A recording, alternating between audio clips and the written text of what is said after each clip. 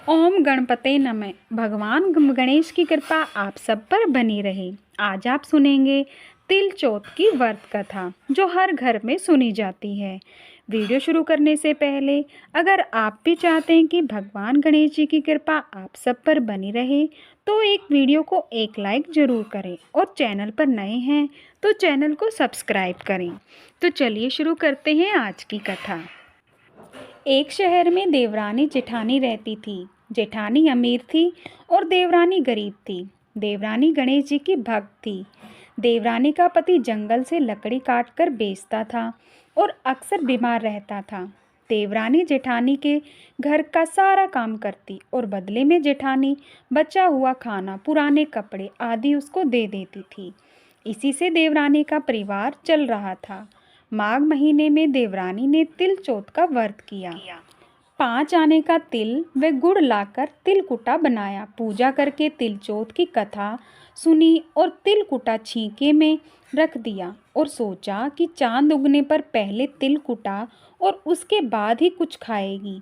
कथा सुनकर वह जेठानी के यहाँ चली गई।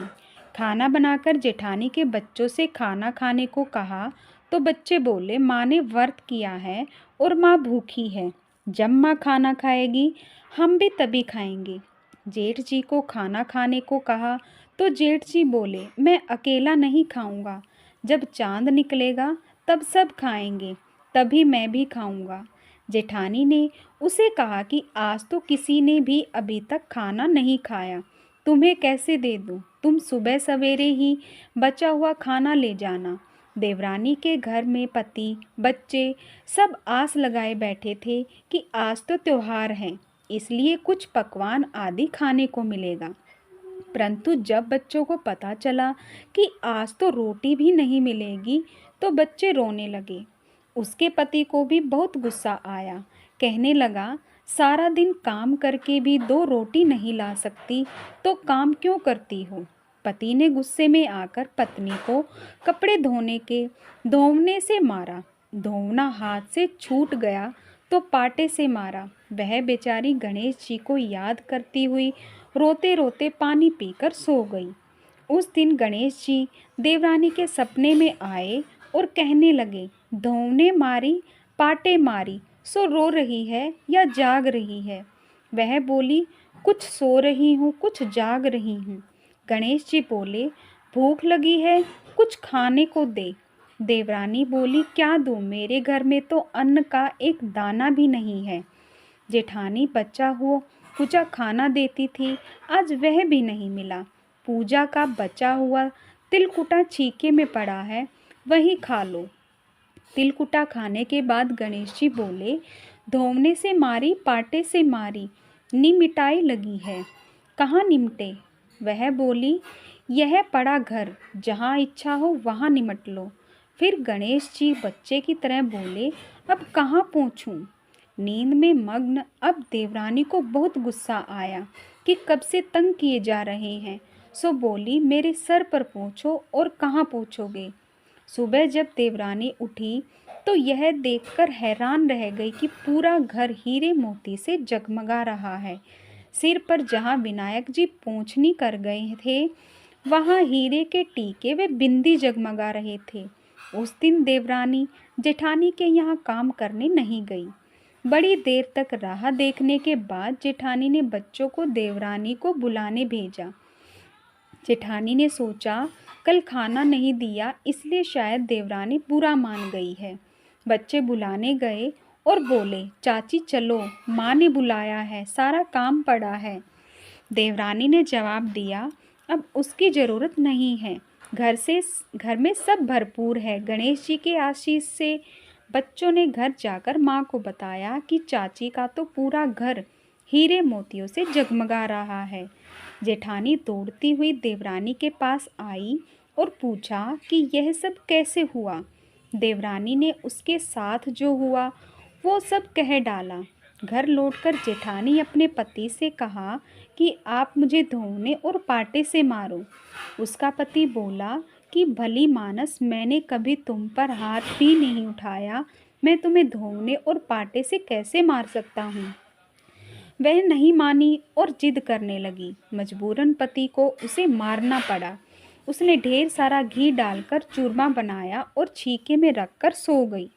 रात को चौथ विनायक जी सपने में आए और कहने लगे, भूख लगी है, क्या खाऊं?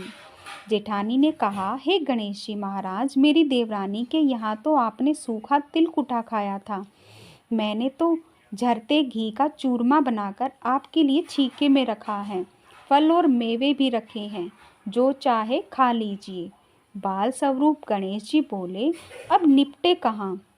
जेठानी बोली, उसके यहाँ तो टूटी फूटी झोपड़ी थी, मेरे यहाँ तो कंचन के महल हैं, जहाँ चाहो निपटो।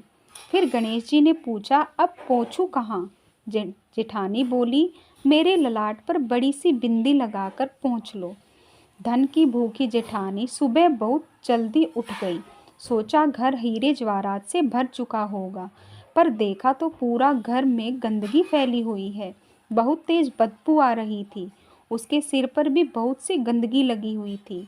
उसने कहा, हे गणेश जी महाराज, यह आपने क्या किया? मुझसे रूठे और देवरानी पर टूटे। जेठानी ने घर की सफाई करने की बहुत ही कोशिश की, परंतु गंदगी और ज़्यादा फैलती गई। जेठानी के पति को मालूम चला तो वह भी बहुत गुस्सा हुआ और बोला, तेरे पास इतना सब कुछ था, फिर भी तेरा मन नहीं भरा। परेशान होकर चौथ के गणेश जी से मदद की विनती करने लगे। गणेश जी ने कहा, देवरानी से जलन के कारण तूने जो किया था वह उसी का फल है। अब तू अपने धन में से आधा उसे दे देगी, तब भी यह साफ होगा। उसने आधा धन बांट दिया, किंतु मोहरों की एक हांडी चूल्हे के नीचे गाड़ रखी थी। उसने सोचा किसी को पता नहीं चलेगा और उसने उस धन को नहीं बांटा। उसने कहा, हे गणेश जी, अब तो अपना यह बिखराव समेटो। वे बोले, पहले चूल्हे के नीचे गड़ी हुई मोहरों की हांडी सहित ताक में रखी 2 सुई के भी 2 हिस्से कर। इस प्रकार श्री गणेश ने बाल स्वरूप में आकर सुई जैसी छोटी चीज का भी बंटवारा किया और अपनी माया समेटी। हे गणेश जी महाराज, जैसे आपने देवरानी पर कृपा की, वैसी सब पर करना। कहानी कहने वाले, सुनने वाले व हुकारा भरने वाले सब पर कृपा करना, किंतु जेठानी को जैसी सजा दी वैसी किसी को मत देना। अब आप सुनेंगे तिलचोत की दूसरी कथा। सतयुग में हरिश्चंद्र नामक एक प्रतापी राजा हुए थे। वे सरल स्वभाव के एक सत्यनिष्ठ राजा थे। उनके शासनकाल में अधर्म नाम की कोई वस्तु नहीं थी। उनके राज्य में कोई अपाहिज, दरिद्र या दुखी नहीं था। सभी लोग आदि व्याधि से रहित एवं दीर्घायु होते थे। उन्हीं के राज्य में एक ऋषि शर्मा नामक तपस्वी ब्राह्मण रहते थे। एक पुत्र प्राप्ति के बाद वे स्वर्गवासी हो गए। पुत्र का भरण पोषण उनकी पत्नी करने लगी। वह विधवा ब्राह्मणी भिक्षाटन के द्वारा पुत्र का पालन पोषण करती थी। उस ब्राह्मणी ने माघ मास की संकटा चतुर्थी का व्रत किया। वह पतिव्रता ब्राह्मणी गोबर से गणेश जी की प्रतिमा बनाकर सदैव पूजन किया करती थी। भिक्षाटन के द्वारा ही उसने पूर्वोक्त रीति से तिल के 10 लड्डू बनाए। इसी बीच उसका पुत्र गणेश जी की मूर्ति अपने गले में बांधकर स्वेच्छा से खेलने के लिए बाहर चला गया। तब एक नर पिशाच कुम्हार ने उस ब्राह्मणी के 5 वर्षीय बालक को जबरन पकड़कर अपने आवा में छोड़कर मिट्टी के बर्तनों को पकाने के लिए उसमें आग लगा दी। इधर उसकी माता अपने बच्चों को ढूंढने लगी।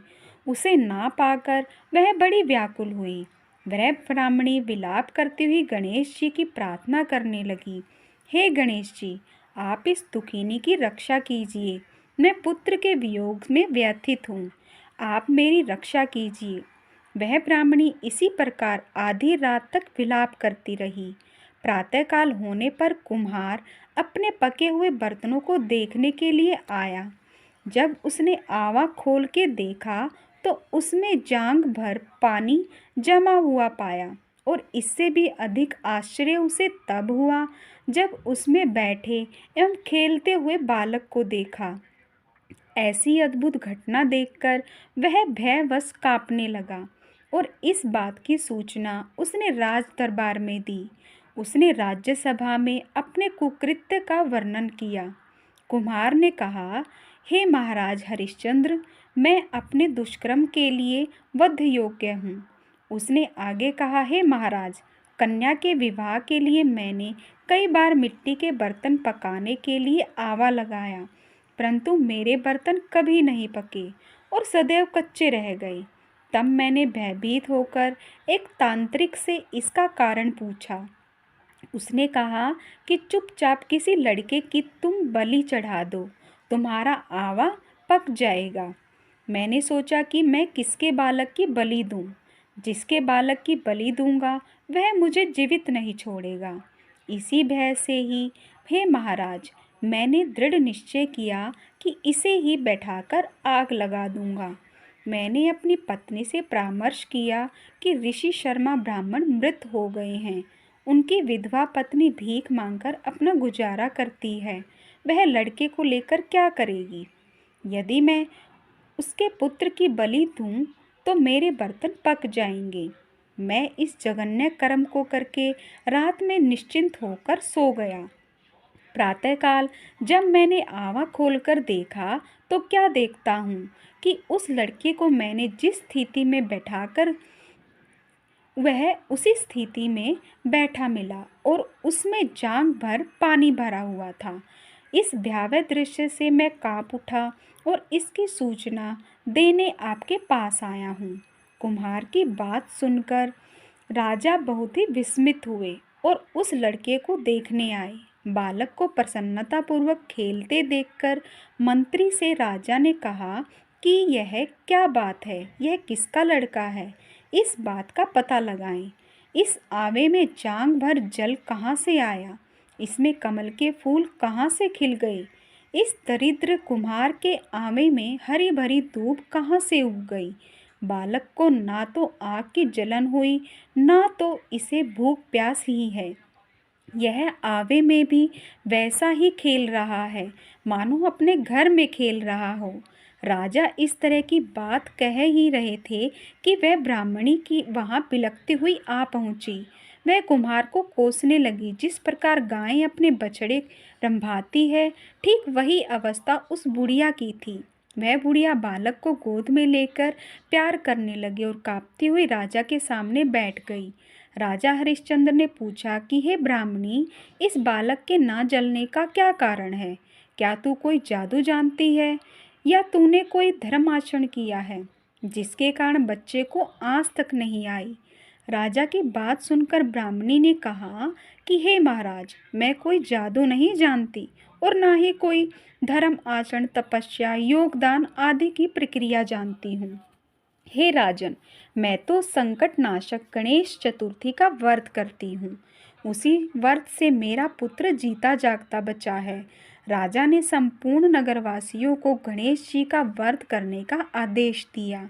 इस आश्चर्यजनक घटना के कारण सभी लोग उस दिन से प्रत्येक मास की गणेश चतुर्थी का व्रत करने लगे। इस व्रत के प्रभाव से ब्राह्मणी ने अपने पुत्र के जीवन को पुनः पाया। जय चौथ माता। अगर वीडियो पसंद आई हो तो हमारे चैनल को सब्सक्राइब करें और वीडियो को एक लाइक ज़रूर करें। वीडियो देखने के लिए धन्यवाद।